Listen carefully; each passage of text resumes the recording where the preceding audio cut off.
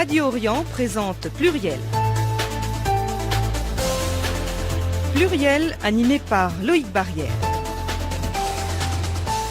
L'invité de Pluriel ce soir est Tariq Ramadan, islamologue et professeur d'études islamiques. Vous avez notamment publié L'islam et le réveil arabe aux presses du Châtelet. Bonsoir. Bonsoir. Tariq Ramadan, dans cette émission, nous allons évoquer le 2e anniversaire des révolutions arabes. Mais j'aimerais qu'on consacre le début de cette émission à la mort de Stéphane Hessel, ancien résistant, ancien déporté, diplomate. Il a participé à la rédaction de la Déclaration universelle des droits de l'homme. Il avait défendu les sans-papiers, les Roms, mais aussi la cause palestinienne, l'un des grands combats de sa vie.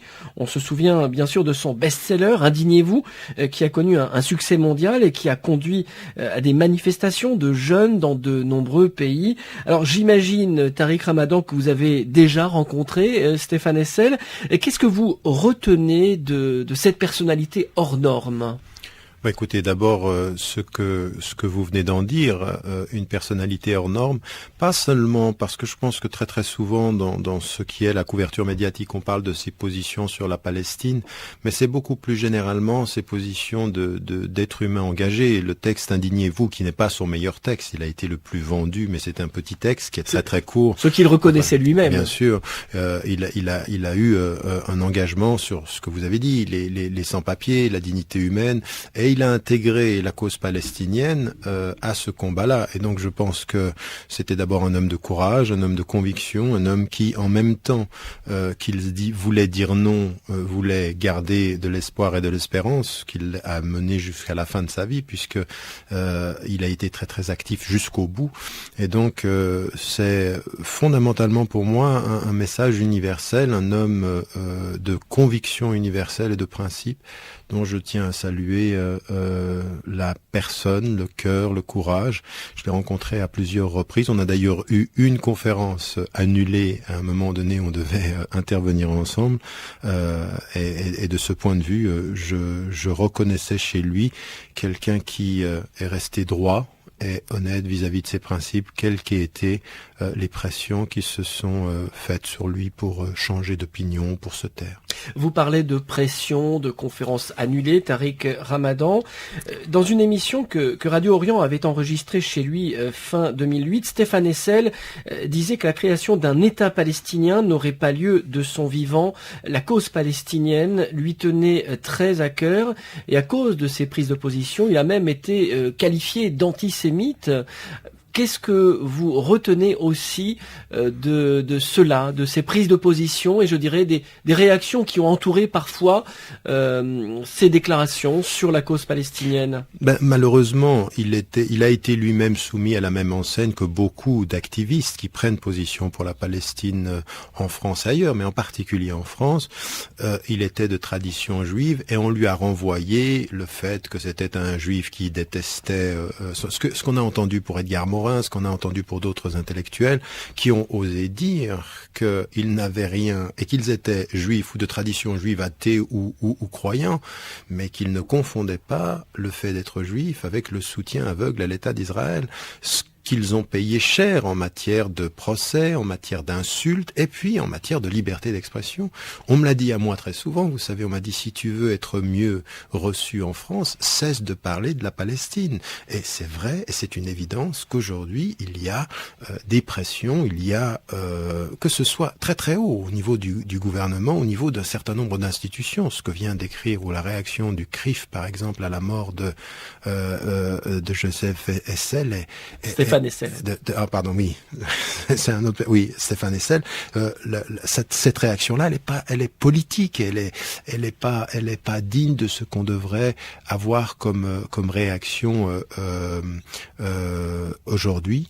Et je pense que ça, c'est le côté politique et politicien qui a pris le dessus dans finalement la vraie question qui est celle du droit des Palestiniens et du droit au respect de de ce peuple aujourd'hui. Difficile à faire entendre en France. Et le paradoxe, c'est que c'est une personnalité qui a été engagée pendant de très nombreuses années, mais le grand public a appris à le connaître alors qu'il avait dépassé les 90 ans. On a l'impression que c'est propre à la France. Il y a eu l'abbé Pierre, il y a eu Sœur Emmanuel, Edgar Morin aussi joue en sorte ce rôle de conscience des Français. Ça vous frappe aussi le fait qu'il y ait des sages qu'on écoute aujourd'hui, qui sont finalement plus respectés que certains citoyens qui ont les mêmes prises de position? Écoutez, oui, dans un sens, c'est à la fois surprenant et à la fois assez normal. Surprenant parce qu'effectivement, un engagement de dizaines d'années, d'un demi-siècle en fait, de plus d'un demi-siècle pour la cause des opprimés ou de ceux qui sont la décolonisation. Exactement. Déjà sur cette prise de position, le fait d'avoir participé à la rédaction de la Déclaration des droits de l'homme, c'est quand même une institution, une mémoire et une figure de la France. Donc ça, c'est déjà une chose qu'il faut relever. Ajouter à cela le fait que il y a des circonstances historiques qui font qu'un certain nombre d'intellectuels, parce qu'ils écrivent un texte ou parce qu'ils sont là à un moment donné, sont reconnus dans un âge avancé. C'est ce qui a été sa situation, son cas, et donc cette voix du sage qui dit de là où il est que la politique française pour ce qui concerne les sans-abri, pour ce qui concerne l'immigration, et la politique internationale pour les droits des Palestiniens, eh bien c'est quelque chose qu'il a eu le courage de dire. Il faut aussi relever qu'un certain nombre, c'est pas son cas, mais qu'un certain nombre d'intellectuels à des moments donnés, c'est au moment où ils sortent de situations où ils ont une fonction. Je veux dire, c'était beaucoup plus difficile pour lui, par exemple, de parler quand on est ambassadeur, parce qu'on est tenu par le devoir, par le secret de fonction, et qu'à partir d'un certain moment, eh bien sa parole elle est plus libre. Et donc, il est heureux qu'on écoute ces voix et qu'elles se fassent entendre. C'était un modèle pour vous? Un modèle de courage au sens où c'est un modèle oui, c'est un modèle de quelqu'un qui a des principes et qui était passionné par ces principes. Maintenant, on a pu sur des questions l'une ou l'autre, on peut avoir des divergences, on peut mais pour ce qui me concerne, une parole de justice, être dans la conviction et oser dire ce que l'on pense, et puis de faire face à des critiques, tout en sachant en même temps que s'il a fait face à des critiques, s'il a fait face à des pressions, si d'un point de vue politique on n'aimait pas tellement sa voix, il faut se rendre compte quand même qu'internationalement il a eu une reconnaissance de son combat, de son vivant, qui lui a donné de l'énergie. D'ailleurs, il a recommencé à voyager, à aller à gauche, à droite, même trop à mon sens, parce qu'à un moment donné, avec l'âge, il aurait fallu qu'il fasse attention, mais il a été emporté par un mouvement d'une reconnaissance folle, et je pense que quoi de plus motivant ou de gratifiant à un moment donné dans ce combat de voir ces millions de gens, je sais pas, à Madrid par exemple, qui s'appellent Les Indignés, du titre d'un livre qui faisait quelques pages et qui a ébranlé des consciences.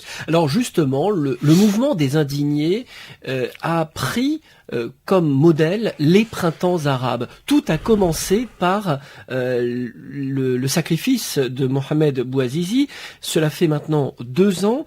On a célébré ce deuxième anniversaire il y a quelques semaines. La Tunisie, parlons-en, Tariq Ramadan. Ce pays vit une crise politique depuis plusieurs semaines, une crise qui a été aggravée par l'assassinat de l'opposant Chokri Belaïd. L'ancien Premier ministre Hamadi Jebali a tenté de former un gouvernement de technocrates contre l'avis de son parti, Ennahda. Il a fini par démissionner. C'est finalement le ministre de l'Intérieur, Ali Larayed, qui a été chargé de former le nouveau cabinet. Ennahda a fait une concession de taille mercredi en se disant prêt à renoncer au ministère régalien, ce qu'on lui demandait depuis déjà plusieurs jours. Quel regard portez-vous sur la situation actuelle en Tunisie? Écoutez, d'abord, contre l'avis de beaucoup, quand j'ai écrit le livre que vous avez cité tout à l'heure sur le réveil arabe, je disais que j'étais prudemment optimiste. Je ne voyais pas cette évolution de façon aussi aisée. J'étais moins optimiste sur d'abord sur les causes et les évolutions. Et donc malheureusement, je dis bien malheureusement, les faits me donnent raison sur ce qui est en train de se passer, parce qu'on a aujourd'hui un Moyen-Orient totalement déstabilisé. Vous avez parlé de la Tunisie, on voit ce qui se passe en Égypte, qui est aussi, on en parlera sans doute. Tout à fait. En Syrie, c'est une situation extrêmement grave, 170 personnes qui meurent par jour. Et quand on voit la Tunisie, à un moment donné, pour moi, c'était le pays qui était celui qui était le plus prometteur en matière de transition, parce qu'il avait bien avancé au départ. Et tout à coup, ce dont on s'est aperçu, c'est que des forces intérieures ont ajouté à la division. C'est-à-dire que non seulement on avait le pôle des laïcs contre le pôle des islamistes, et moi quand j'ai rendu visite, après 18 ans, je suis allé, il y a une année et demie, c'était il y a une année en Tunisie, je me suis retrouvé dans cette espèce de tension énorme entre ces deux pôles. Ajoutez à cela les salafistes qui sont entrés dans le débat et qui ont ajouté et voulu contester la crédibilité religieuse d'Ennahda, et vous avez une situation dans laquelle aujourd'hui on est dans une situation où certains laïcs qui ont voulu jouer le jeu de l'alliance et qui étaient prêts à cela, comme le président tunisien Monsef Marzouki, donc qui ont fait une démarche qui était très, très intéressante, qu'on n'a pas trouvé ailleurs d'ailleurs. En Égypte, on n'a pas ceci, que se sont dit, il faut qu'on travaille ensemble.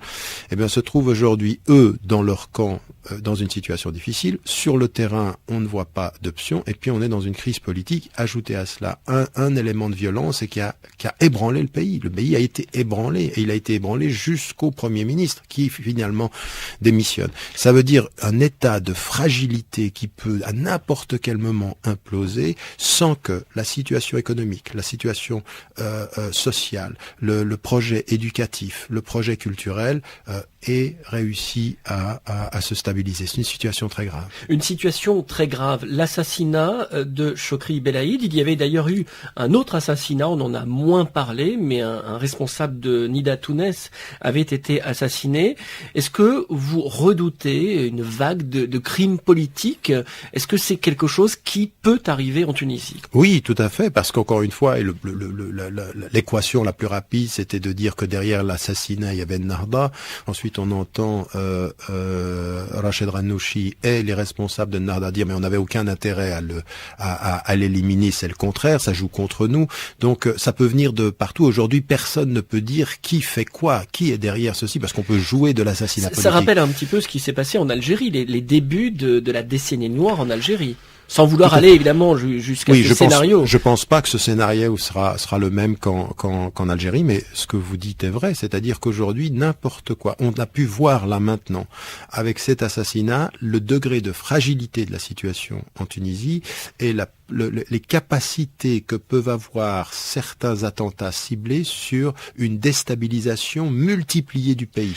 Donc c'est vrai que les salafis ont déstabilisé le jeu politique par leur présence et leur critique sur le plan du terrain, mais là on est vraiment dans une situation où le meurtre peut devenir un instrument politique majeur. Alors Tariq Ramadan, sur la Tunisie, il peut y avoir une lecture islamiste contre les laïcs. Mais est-ce qu'on peut aussi avoir une lecture sur ce que c'est que la démocratie? C'est-à-dire permettre à une opposition d'exister, de pouvoir s'exprimer. On a l'impression que c'est aussi ça qui se joue en ce moment, ce que c'est que la démocratie. Oui, alors encore une fois, il faut qu'on se mette bien d'accord. La démocratie, c'est pas simplement un modèle, une structure avec le fait que la majorité vote et qu'elle est libre de voter. C'est beaucoup plus que ça, c'est beaucoup plus fondamental. On a les 6 principes de la démocratie que je rappelle souvent, qui sont l'état de droit, la citoyenneté égalitaire, le suffrage universel, le fait que on est mandaté pour une certaine période, donc on est accountable, comme on dit en anglais, on doit revenir vers son peuple, être jugé. On a la séparation des pouvoirs et la distinction des autorités. Voilà les 6 principes. Mais c'est pas que ça. C'est véritablement un état une situation dans laquelle l'expression politique doit être libre, la critique doit être libre, elle doit être libre et constructive. Et aujourd'hui, on s'aperçoit que ceux qui sont au pouvoir ont extrêmement de peine à gérer ces espaces de liberté, et ceux qui sont dans l'opposition jouent aussi de ces expressions-là dans la provocation. On n'est pas du tout dans l'ordre de l'installation d'une atmosphère démocratique. On est dans les slogans et on est aujourd'hui dans une situation où l'expression libre ne fait pas partie du jeu politique, pas suffisamment. C'est une situation où même la liberté est instrumentalisée. On peut dire que la religion est instrumentalisée, mais la liberté est instrumentalisée dans une espèce de polarisation qui nous fait éviter tous les vrais débats politiques de l'époque.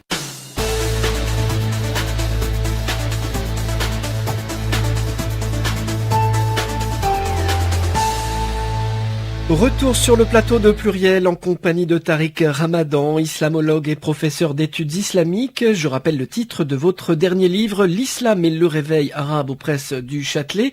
Une partie des Tunisiens se plaignent du poids que prennent les salafistes. Ils se sont attaqués à des mausolées comme celui très célèbre de Sidi Bou Saïd. On les a vus pénétrer dans les lycées, les universités pour y faire du prosélytisme. Des hôtels ont été aussi saccagés parce qu'ils vendaient de l'alcool. Il y a aussi le rôle de plus en plus important des milices islamistes proches des Nahda. Certaines roulent même en 4x4 avec le logo Sharta Islamia, police islamique. On a l'impression qu'on est en train de sortir de l'état de droit. Est-ce que ce sont des signes qui vous inquiètent ? Oui, ce qui m'inquiète, c'est plus que des signes. Ce qui m'inquiète, ce sont des politiques générales et transnationales qu'on est en train de voir. Vous savez, depuis les années 90, en commençant déjà à l'époque en parlant de ce qui est en train de se passer avec des mouvements comme les Taliban, qui n'étaient pas politiques, mais qui avaient été aussi instrumentalisés sur le plan politique. Le problème qu'on a avec des mouvements comme ceux-ci, c'est qu'ils sont très sincères religieusement parfois, mais très naïfs politiquement. Et donc, ce qu'il faut se poser, la question qu'il faut se poser, c'est qui sont-ils et qui peut les pousser à faire ce qu'ils sont en train de faire. Parce que, effectivement, aujourd'hui, il faut avoir une position extrêmement ferme sur des positions littéralistes, opposées à tout processus pluriel et démocratique, et qui mettent à mal, en fait, en l'occurrence, Ennahda comme dans leurs références religieuses, parce que moi, je ne pense pas, comme certains le laissent entendre, qu'il y a une alliance objective. Je pense que c'est très, très clairement en opposition à Ennahda en Tunisie, comme c'est en opposition aux frères musulmans en termes de crédibilité, et qu'ils sont poussés en l'occurrence à agir maintenant sur le plan politique. Ils sont poussés par qui ? Par des États étrangers ? Alors je pense qu'ils sont de l'intérieur. Il y a un véritable mouvement salafi dans tous ces pays, mais par exemple, quand je discutais, quand il était les premiers mois de sa présidence avec Monsef Marzouki, et qui me disait mais nous on les connaissait pas, on savait qu'il y avait des groupes comme ceci, mais tout à coup cette émergence de salafis qui commence, et puis des personnes qui viennent de l'étranger et qui commencent à tenir des discours. On le sait en Égypte, on le sait moins en Tunisie, mais ce qu'il y a aussi, c'est que il y a des organisations dont certaines sont d'Arabie Saoudite, d'autres sont du Qatar. Et on nous dit c'est pas les États, mais qui financent. Par exemple, Rand Corporation, ils ont sorti un rapport en disant que 80 millions de dollars ont été déversés en Égypte avant les élections, et le processus démocratique a amené 24% pour les salafis aux élections parlementaires. Donc il faut se poser la question de ces mouvements intérieurs et de ces poussées de l'extérieur qui servent à déstabiliser le pays, à rendre le pays politiquement ingérable, économiquement extrêmement faible. Et donc c'est aujourd'hui ce qu'on est en train de voir, et c'est pour ceci que de là où je suis, la position par rapport aux salafis, quand ils entrent en politique, ce littéralisme, cette violence, cette volonté d'imposer le bon respect des mœurs est à condamner. Il faut dire que ceci ne peut pas faire partie d'un processus de démocratisation dans ces sociétés. Vous avez parlé tout à l'heure de la naïveté de ces partis sur le plan politique. Depuis le début de ces révolutions, on voit des partis islamistes aux commandes dans plusieurs pays arabes, l'Égypte, le Maroc, on parlera d'ailleurs de ces deux pays tout à l'heure. Il y a une banalisation de ces partis islamistes, ils s'installent dans la durée, dans le paysage politique.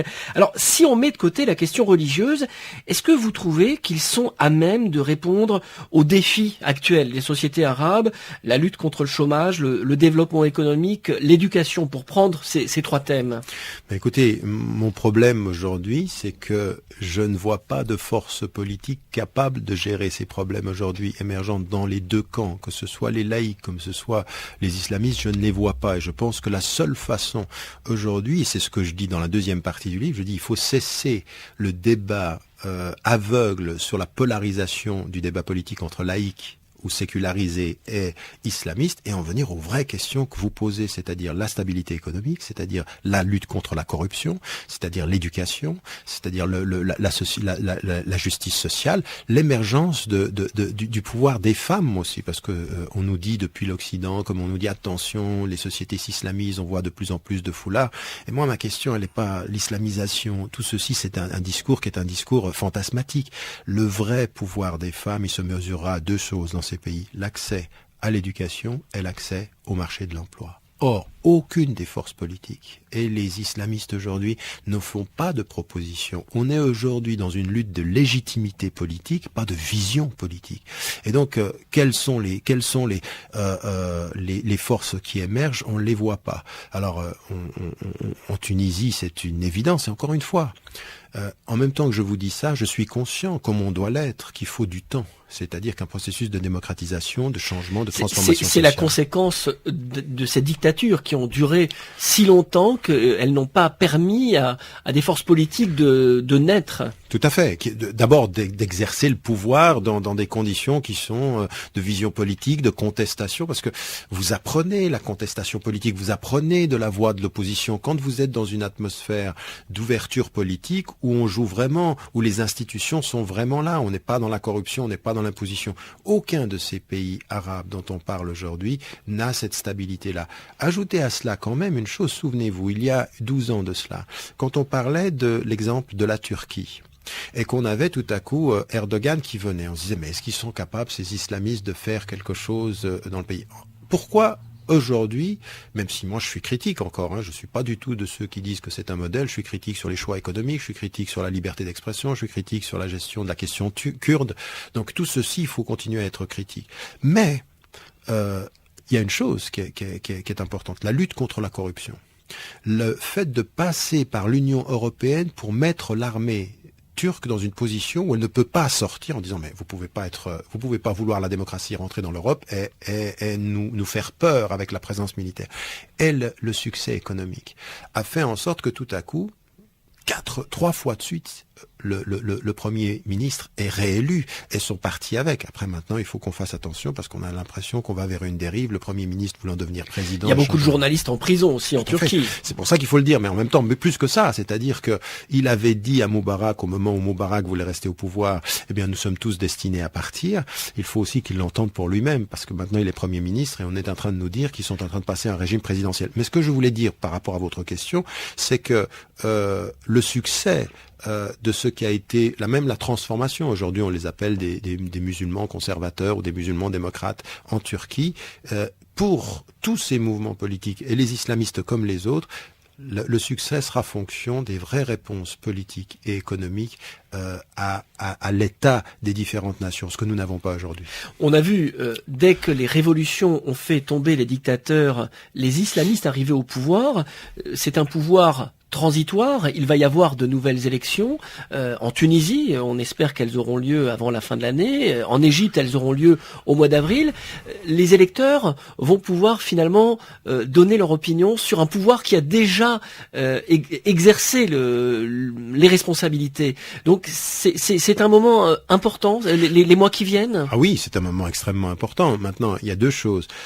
Ce qui a fait que les islamistes, comme les frères musulmans ou Ennahda en Tunisie, sont arrivés au pouvoir, c'est sur la base de leur passif politique et leur crédibilité en tant qu'opposants. C'est-à-dire, ils ont payé le prix de la torture, de l'emprisonnement. Maintenant, on est dans une autre phase. On est dans la phase où, transitoirement, ils ont exercé le pouvoir, que pour certains qui sont pressés, on dit, écoutez, ils ont rien fait. Pour d'autres, on a vu des phases qu'on n'avait pas perçues. Donc, dans l'exercice du pouvoir, ça va être autre chose. Certains continuent à nous dire, ils restent tenants de la majorité. Ça, personne ne le sait. La seule chose qu'il faut espérer, c'est qu'on continue à avoir cette transition démocratique et que les élections restent transparentes et qu'elles restent ouvertes et que toutes les forces politiques admettent les résultats. Il y a un danger, c'est ce que vous dites quand même. C'est-à-dire, il y a le danger que le pouvoir actuel ne reconnaisse pas le résultat des urnes dans ces pays. Que le pouvoir actuel ou que des opposants ou que des salafis, que quelle que soit la situation, vous ayez des forces politiques qui ne jouent plus le jeu. Alors, parlons de l'Égypte, pays qui est cher à votre cœur, Tariq Ramadan. Comment vous percevez le rôle de l'opposition? Ils étaient très divisés avant la victoire des frères musulmans à l'élection présidentielle. On a vu tout de même un front se constituer avec les chefs de file de l'opposition. Est-ce que vous avez l'impression qu'il y a une sorte de maturité politique dans cette opposition laïque?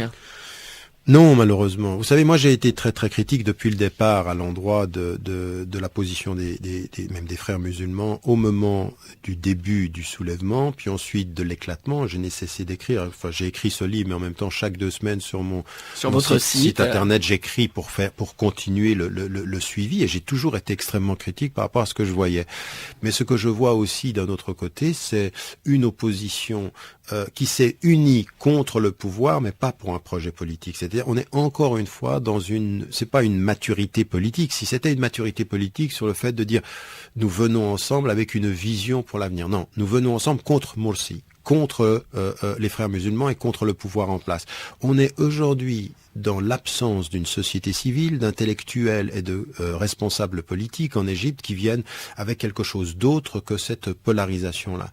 Et donc, dans les derniers mois, on a pu voir une opposition qui s'est unie contre, mais qui ne s'est pas forcément unie pour un projet. Et l'Égypte ne s'en sortira pas de cette façon-là. Ajoutez à cela, on ne le dit pas, on n'en parle pas, c'est que derrière la scène de tout ce conflit politique reste une armée extrêmement puissante.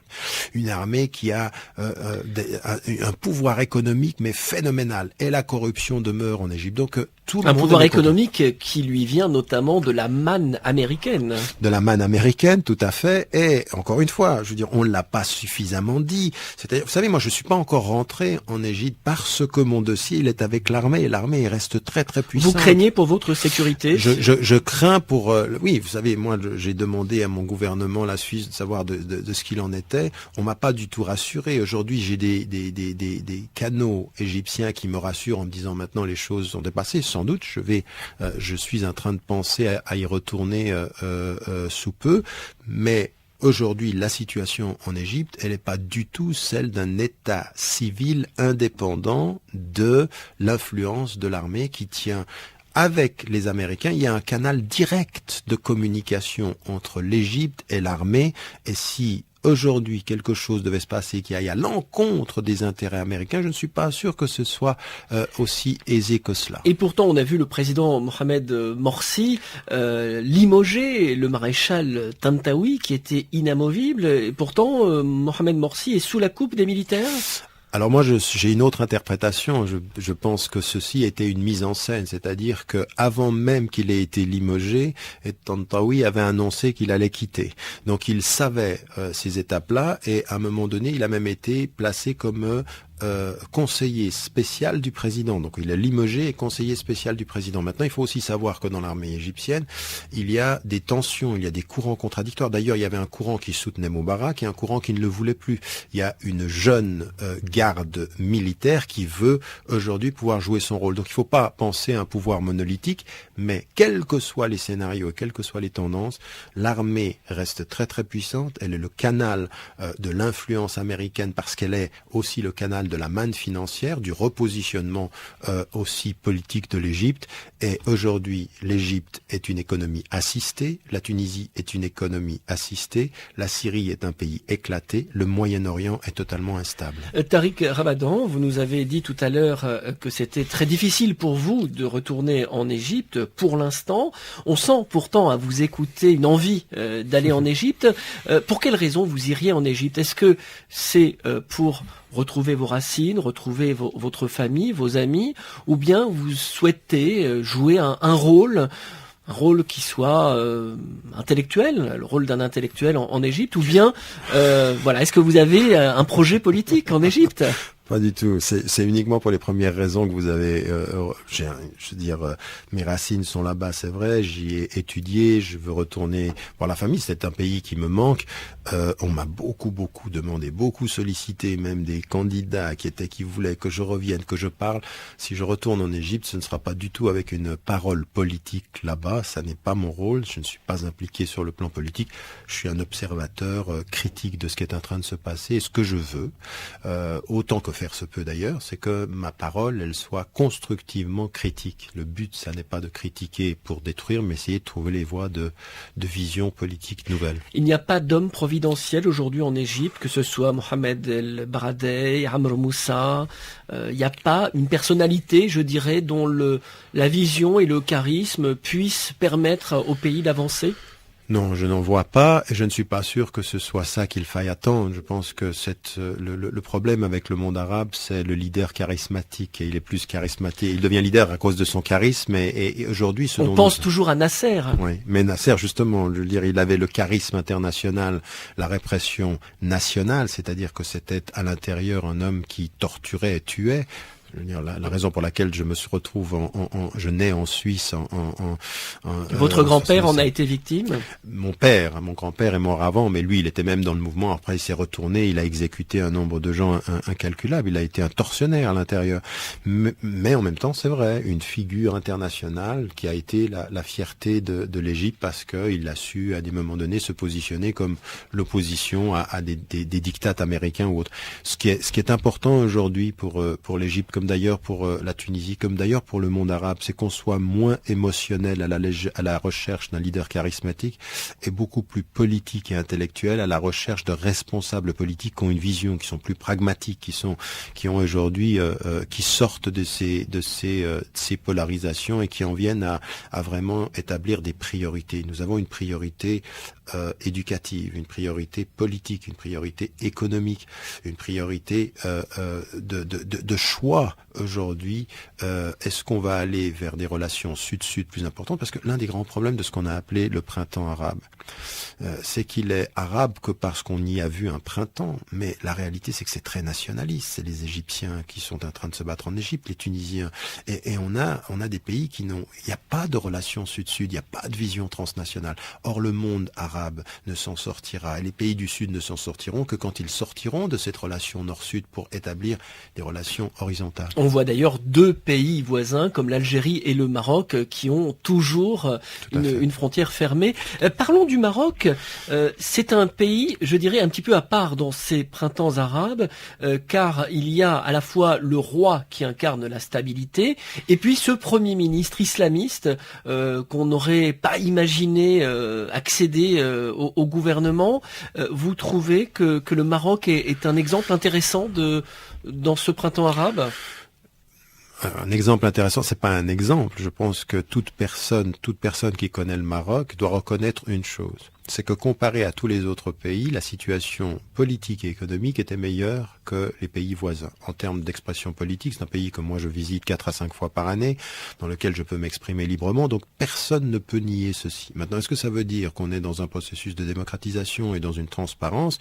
Il y a la personne du roi, et puis il y a tout un système qui fait qu'il y a des chasses gardées, qu'il y a des jeux politiques. Moi je savais avant les élections qui allaient les emporter, puisque ça m'est venu d'assez haut, on m'a dit, ils allaient gagner. C'est-à-dire qu'à partir d'un certain moment, il y a un jeu avec les règles de la démocratie qui place aujourd'hui un parti islamiste au pouvoir et puis qui en même temps neutralise toute force d'opposition. C'est très intelligent, c'est-à-dire le but c'est d'éviter les masses qui se soulèvent et puis de jouer sur la neutralisation des forces. Donc ça n'est pas un exemple pour vous? Ça n'est pas un exemple, dire il faut reconnaître les acquis et maintenant constructivement être critique quant aux choses qui doivent s'améliorer. Vous savez, le cheikh Abdessalam Yassine, le fondateur de Al-Adl wa al-Ihsan. Exactement, il est décédé au mois de décembre. On m'avait même demandé de ne pas en parler parce que ça se fait pas, il faut avoir peur. Non, c'est un homme avec lequel on peut être d'accord ou pas d'accord, mais c'est un homme qui a dit une chose qui est vraie. Il l'a dit au père de l'actuel roi, il le dit au roi et maintenant il a disparu en disant l'argent du peuple revient au peuple et il faut lutter contre la corruption et travailler à la transparence. Et toute autorité religieuse, quelle qu'elle soit, ne peut avoir son autorité religieuse que par son respect des principes de la religion. C'est-à-dire que c'était deux principes. Après, l'organisation, l'idéalisation de l'homme par l'organisation, parfois le côté très tranchant, sans compromis, ça je l'ai toujours pour ce qui me concerne critiqué, mais je pense qu'il y a d'autres voies, même dans les courants laïques aujourd'hui au Maroc, qui mettent en évidence nous avons des acquis, il faut les préserver, il faut aujourd'hui améliorer le processus démocratique dans ce pays. Il y a aussi Moulay Hicham, le prince rouge, qui est très critique aussi sur le fonctionnement actuel au Maroc. Tout à fait, et c'est quelqu'un qui de l'étranger fait entendre une voix. Moi je pense que à partir du moment où ces voix critiques sont constructives, il faut les entendre et les encourager, il faut que le Maroc fasse montre de cette capacité à les entendre et à débattre avec.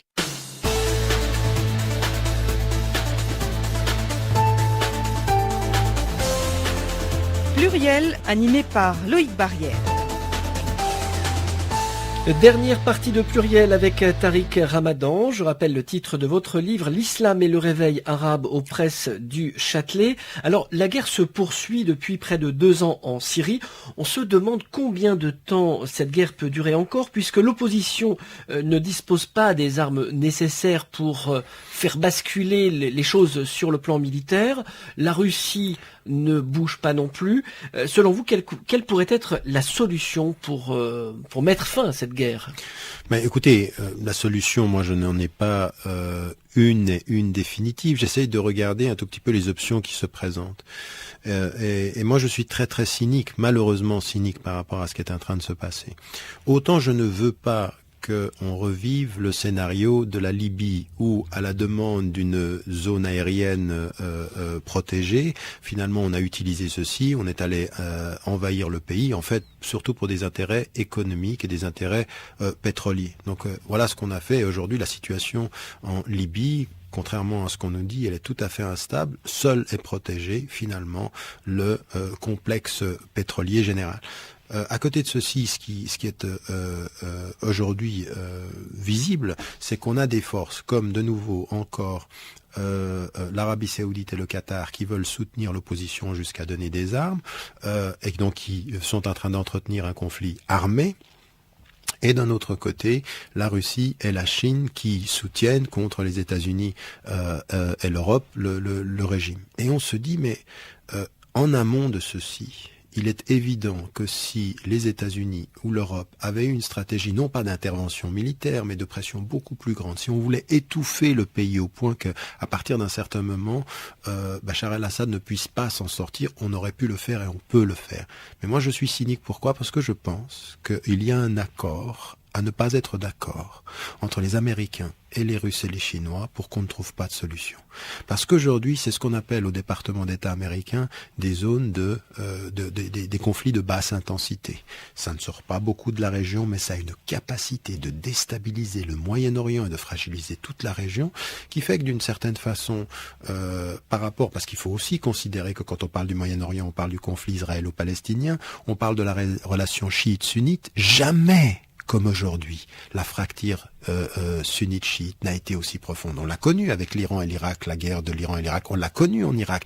Mais là, aujourd'hui, moi, je reçois sur mon site internet des insultes parce que je suis contre Bachar el-Assad. On dit c'est parce que t'es sunnite, c'est parce que t'es contre les chiites, c'est parce que tu travailles au Qatar ou parce que des choses qui sont absolument insensées, parce qu'on en est arrivé à une espèce de soutien passionné pour un camp ou de vision complètement binaire des réalités, sans se rendre compte qu'aujourd'hui, ceux qui gagnent à la déstabilisation du Moyen-Orient, ce sont des forces qui sont des vendeurs d'armes, parce que ça marche, qui sont des forces de déstabilisation et qui font qu'il y a une fracture aujourd'hui. Qui gagne dans cette fracture-là? Aujourd'hui, malgré tous les problèmes intérieurs d'Israël, par exemple, par rapport à la région, eh bien, ils sont pratiquement, tous les ennemis alentours sont neutralisés. Et l'Iran est présenté comme l'ennemi, les chiites divisés avec les sunnites, et puis des forces sunnites qui vont en plus en rajouter pour déstabiliser l'ensemble du pays. Je pense que c'est tout à fait cynique,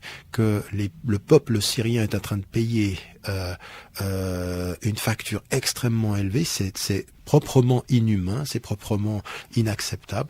Maintenant, est-ce qu'il y a des solutions? Eh bien, à partir d'un certain moment, oui, il devrait y avoir, sans une intervention militaire et sans entretenir cet enjeu militaire-là, ou en tout cas le conflit, une pression beaucoup plus importante, une vraie volonté qui viendrait aujourd'hui de l'Occident pour faire en sorte d'étouffer le gouvernement aujourd'hui. Et ça, c'est possible si on en avait vraiment la volonté politique. On a vu que la volonté politique pouvait payer, par exemple, au Yémen, où on a choisi un membre du régime qui était finalement un second couteau et qui est devenu le président du Yémen, et ça a fini par être accepté. Ça pourrait être une solution, par exemple, choisir un dignitaire syrien qui assurerait la transition à la place de Bachar el-Assad.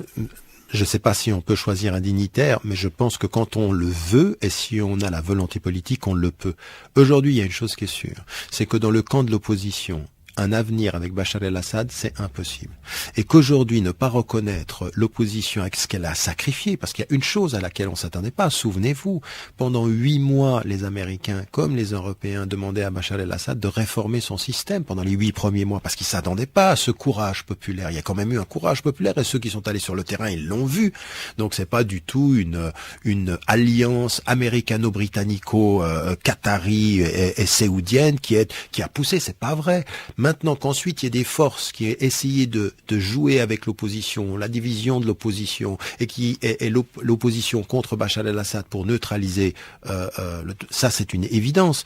Donc aujourd'hui, ce qu'il faut, c'est qu'effectivement, on peut faire pression, on a des alternatives, il peut y avoir des alternatives, mais à une seule condition, c'est que Bachar el-Assad ne reste pas, il ne peut pas rester en l'occurrence à la tête du gouvernement, et il faut trouver les véritables acteurs qui peuvent être partie prenante de ce processus-là. Aujourd'hui, on fait tout pour nous dire on ne peut rien faire. Et qu'au bout du compte, quand on ne peut rien faire, eh bien, c'est une situation qui va durer très longtemps, à mon avis, et qui va justifier de politiques au Moyen-Orient qui sont extrêmement dommageables. C'est-à-dire que le Moyen-Orient aujourd'hui, avec ce qui se passe en Égypte, ce qui se passe au Yémen, ce qui se passe en Syrie, les divisions Iran et Liban, aujourd'hui est fondamentalement un espace complètement éclaté. On ne voit pas de vision. Je veux dire, si on parle de printemps pour cette situation-là, je me demande ce que ce sera que l'hiver. Tariq Ramadan, j'aimerais qu'on parle maintenant de la situation des musulmans de France. Sous le quinquennat de Nicolas Sarkozy, les musulmans ont eu le sentiment d'être instrumentalisés par la droite.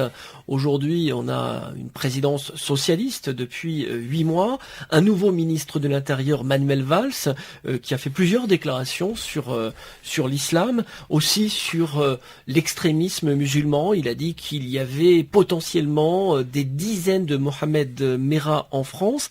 J'aimerais savoir ce que vous pensez de Manuel Valls, ministre de l'Intérieur, qui remplace en quelque sorte tous les ministres de l'Intérieur de la droite depuis Nicolas Sarkozy.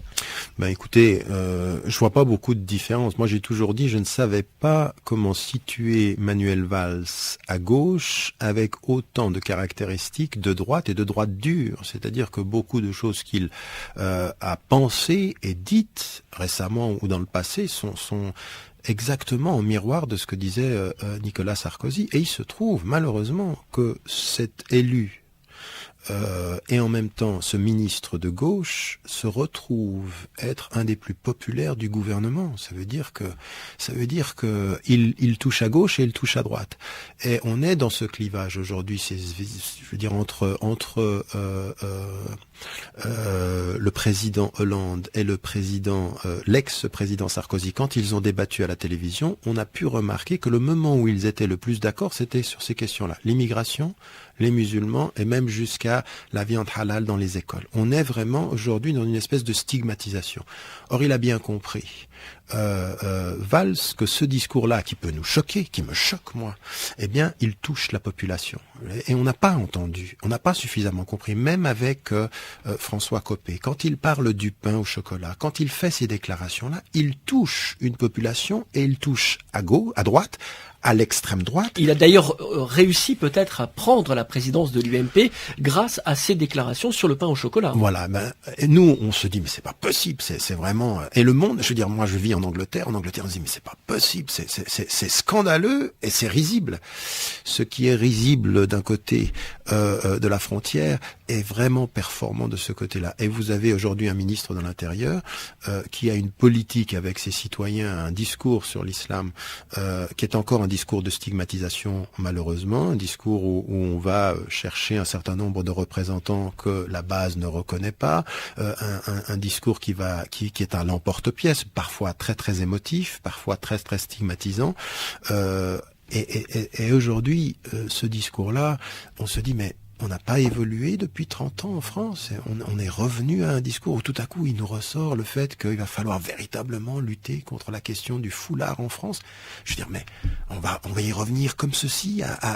Donc il y a deux choses qui reviennent perpétuellement et qui font engranger des voix à celui en tant qu'acteur politique qui en parle, c'est la violence, le terrorisme, vous en avez parlé, et puis le foulard comme symbole, ou alors les minarets, ou alors la viande halal. Et à période régulière, on a ce retour-là, et ça vous donne une popularité, et ça c'est grave, parce que cette popularité-là, elle peut vous faire gagner des élections, mais sur le long terme, ce discours-là va être le discours perdant. Il faut bien qu'on entende aujourd'hui en France que ces citoyens qui vous écoutent, vous et moi, qui nous écoutent aujourd'hui, ces citoyens de confession musulmane, ils en ont marre. Ils en ont marre, mais ils en ont pas marre comme des victimes. Ils en ont marre comme des sujets. Et ceux-là, ils votent. Et j'aimerais vous dire une chose que tout le monde sait dans ce pays, mais qu'on ne dit pas. C'est-à-dire qu'il n'y a pas de vote communautaire, il n'y a pas un vote de musulmans. Mais les Français de confession musulmane étaient fondamentalement anti-Sarkozy. Et quand on va regarder les chiffres, 1,9 million de ces Français de confession musulmane ont voté pour Hollande. La différence entre les deux était 1,6 million. 1,6 million. Donc ce discours qui est de la stigmatisation fait qu'à un moment donné, on va finir par le créer, ce vote communautaire. Moi, je ne le veux pas. Je veux des citoyens libres et sujets. Mais quand on s'attaque autant à une religion et qu'on revient systématiquement sur des mêmes symboles, des mêmes éléments de stigmatisation, qu'on joue sur la frange un tout petit peu grise de l'islamophobie dans ce pays, eh bien, à un moment donné, politiquement, il va falloir se rendre compte que la France évolue, que les citoyens évoluent et que quelque chose va changer dans ce pays. Donc c'est une mise en garde que vous adressez à la gauche, au pouvoir, à un an des municipales, par exemple ?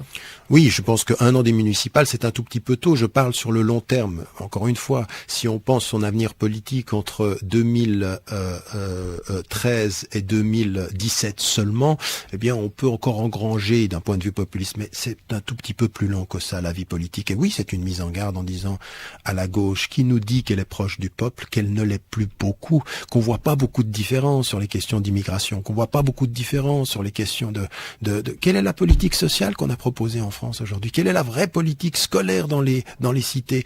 On a vu en 2005 toutes ces émeutes. Rien n'avait été fait par la droite. Mais qu'est-ce qui est fait par cette gauche? Qu'est-ce qu'elle nous propose comme justice sociale? Quel type de nouveaux rapports aux citoyens? C'est une gauche qui n'a de gauche que le nom ou la maladresse. C'est-à-dire que de ce point de vue-là, il faut qu'on soit extrêmement clair, qu'on attende autre chose, et puis que le président de la République ne mette pas à l'intérieur quelqu'un dont on voit pas la différence de celui dont il a dit qu'il était le successeur. Vous préféreriez avoir Jean-Luc Mélenchon à l'intérieur? Je suis pas sûr, parce que je ne pense pas. Je suis aussi critique par rapport à Mélenchon. Je pense qu'il a sur les religions notamment. Oui, puis un peu un discours qui parfois de position de gauche peut être parfois populiste. Je suis totalement opposé à toute cette espèce de mobilisation émotive. Moi, ce que j'ai envie d'entendre d'acteurs politiques, c'est des vraies propositions en matière de politique éducative, en matière de politique sociale, en matière de politique égalitaire, en matière de vraie politique sur la question des femmes. Qu'on arrête de me dire que la question des femmes aujourd'hui, et en particulier des femmes qui sont issues de l'immigration, c'est la question du foulard. C'est pas ça. C'est l'éducation et c'est l'accès au marché de l'emploi. Vallaud-Belkacem fait un travail quand même qui est très important sur cette question, sur la promotion des femmes dans les entreprises, dans la classe politique, à l'école. Elle le fait verbalement. Je suis pas sûr que ça se. Enfin, elle le dit. Elle a pris des positions de ce point de vue-là qui peuvent être effectivement intéressantes sur la question des femmes. Je suis pas sûr qu'elle ait le courage de se positionner. Elle doit être porte-parole du gouvernement, parfois plus royaliste que le roi. On aimerait bien qu'elle n'oublie pas de là où elle vient, non pas pour le rappeler en tant que issus de l'immigration, mais de rappeler que ceux qui sont comme elle, qui peuvent venir de cette expérience historique, eh bien, quand ils n'ont pas eu la chance de pouvoir être dans un parti et d'être élus, ils ont des droits citoyens qu'on doit respecter. Il faudrait qu'elle l'entende également. Une dernière question, vous avez parlé des représentants qui ne seraient pas de véritables représentants des musulmans de France. Vous pensiez à l'imam Chalgoumi ? Écoutez, l'imam Chalgoumi, il est là parce que, je veux dire, tout le monde en sourit. Je veux dire, le représentant de l'islam de France ou de l'islam français, et on nous dit il fait pas de politique. Mais moi, j'aimerais qu'on me dise, mais c'est qui le pousse, lui? Comment se fait-il qu'il puisse être autant lié avec le CRIF? Le CRIF, c'est pas une institution politique. Si c'est pas une institution politique, moi, je suis suédois. C'est une institution politique. Et il est poussé par cette institution politique. Et on lui dit à lui, le non politique, de ne pas à faire de politique alors qu'il ne cesse d'en faire. C'est un discours policé, c'est un discours critique, c'est un discours tout à fait maladroit du point de vue de la base. Et même à Drancy, on ne le reconnaît pas. Et qu'on nous dise à Drancy que c'est uniquement les radicaux qui ne le reconnaissent pas, il mène même pas la prière, il a même pas de représentativité. Alors au-delà de lui, parce que pour moi, aujourd'hui, si je dois parler d'un nom, c'est un symbole. C'est un symbole de cette volonté par le gouvernement de choisir des gens. Donc Chalgoumi ne m'intéresse pas. Ce qui m'intéresse, c'est comment un gouvernement et comment des intellectuels, comment des journalistes peuvent vouloir pousser quelqu'un au point d'être totalement sourd à leurs concitoyens qui disent que cet homme-là ne nous représente pas et que la seule façon de vivre ensemble, c'est que nous soyons autonomes et que nous ayons nos choix démocratiquement proposés. Merci Tariq Ramadan. Malheureusement, l'émission est trop courte. Je rappelle une dernière fois le titre de votre livre, L'Islam et le réveil arabe, aux Presses du Châtelet. Bonsoir.